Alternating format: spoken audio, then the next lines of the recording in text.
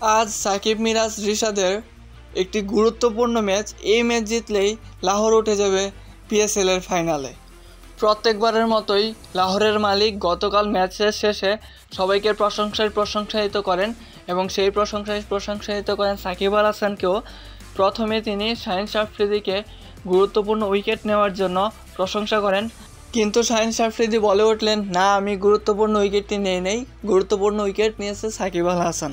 তিনি এবার পিএসএলের সর্বোচ্চ দ্বিতীয় সেরা রান স্কোরারের উইকেটটি নিয়েছেন, সেহেতু তিনি সেরা উইকেটটি নিয়েছেন এবং লাহোরের মালিকও সাকিবকে প্রশংসা করেন। তো আজ লাহোরের গুরুত্বপূর্ণ ফাইনালে ওঠার যে ম্যাচ অনুষ্ঠিত হবে ইসলামাবাদের বিপক্ষে বাংলাদেশ সময় 8টা 30 মিনিটে।